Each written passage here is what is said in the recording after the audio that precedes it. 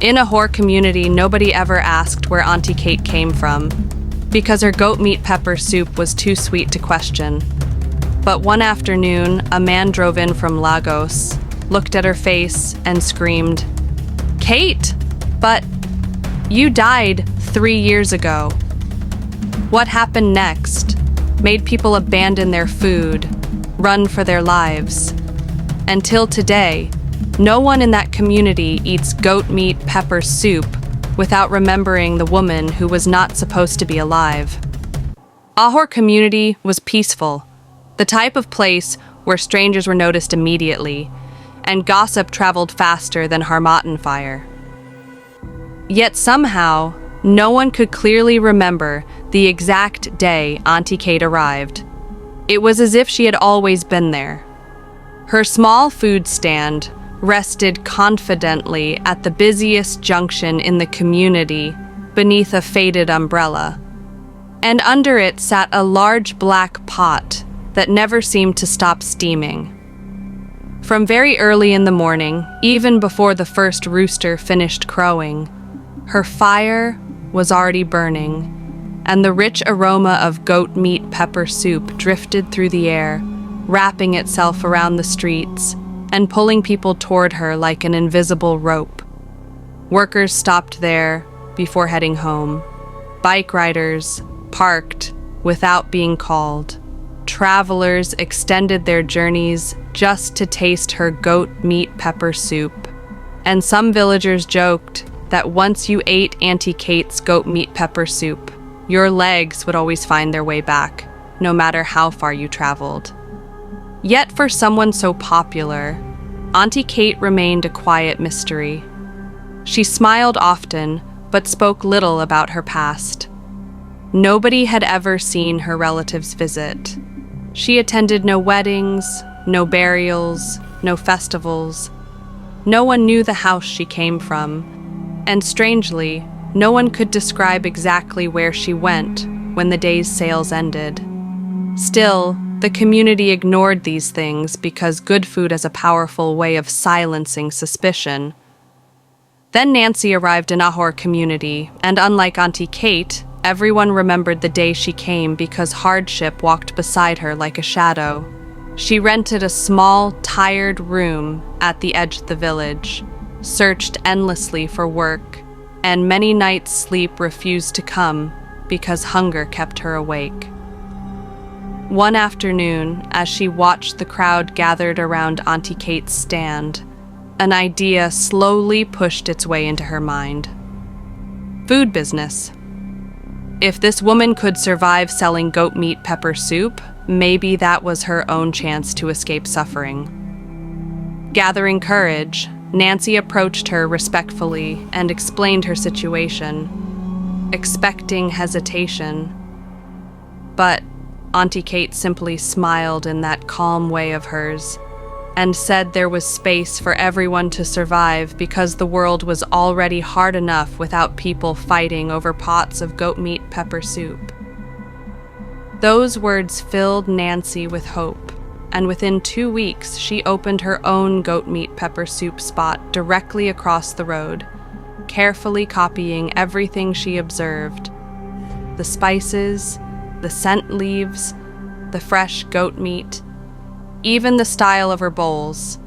Yet from the very first day, something felt wrong. Customers came once and never returned.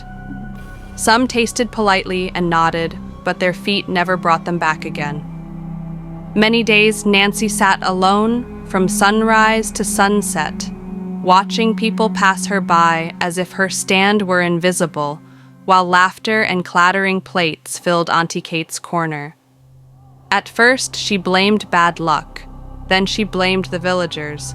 But slowly, her thoughts turned darker. How could 2 people cook the same goat meat pepper soup and only one be favored? Sitting alone one slow afternoon, she whispered to herself that this was not ordinary, that there had to be something hidden inside Aunty Kate's pot. Suspicion quietly replaced admiration, and before long Nancy began watching her competitor with uncomfortable focus, studying every movement, every ingredient, every smile she gave customers. Soon, curiosity drove her into the night.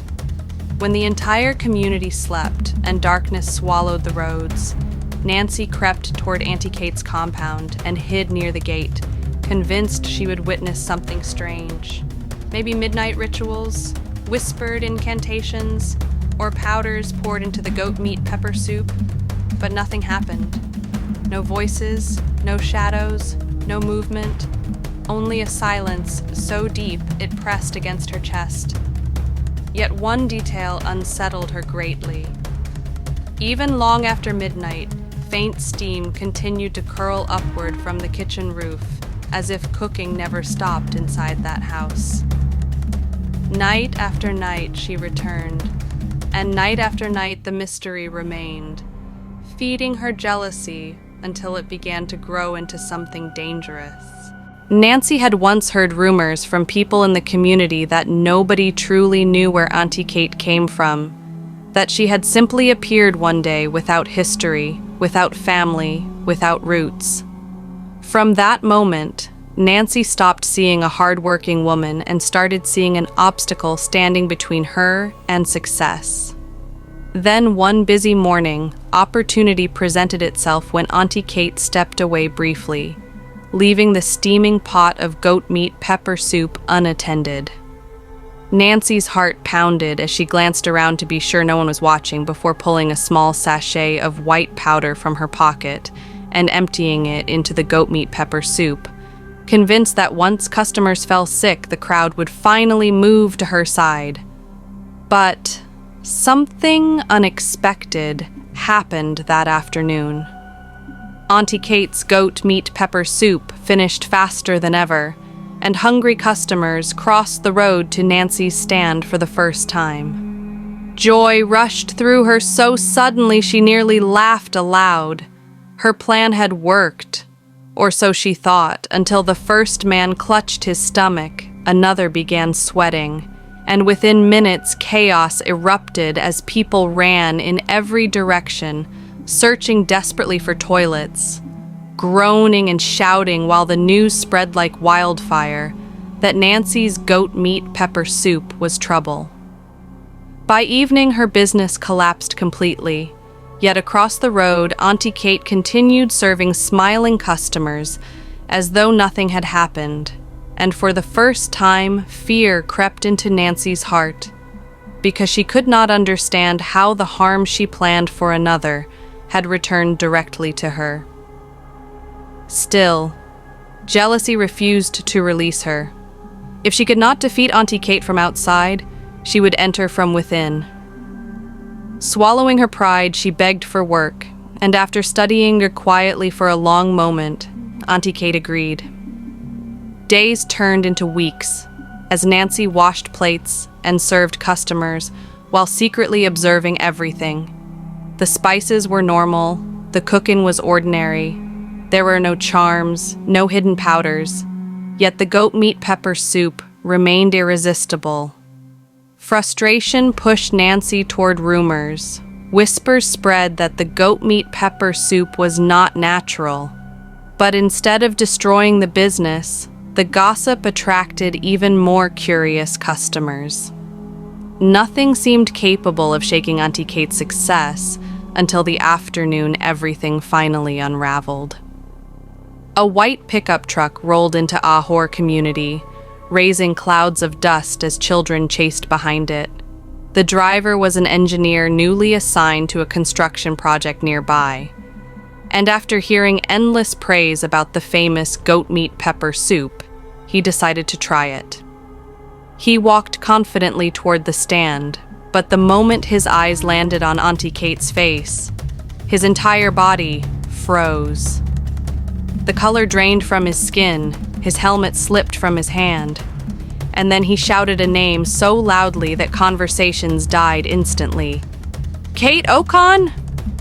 Silence fell across the junction as he staggered closer, trembling, insisting it was impossible because he had buried her 3 years earlier in Lagos and had stood beside her grave with his own eyes.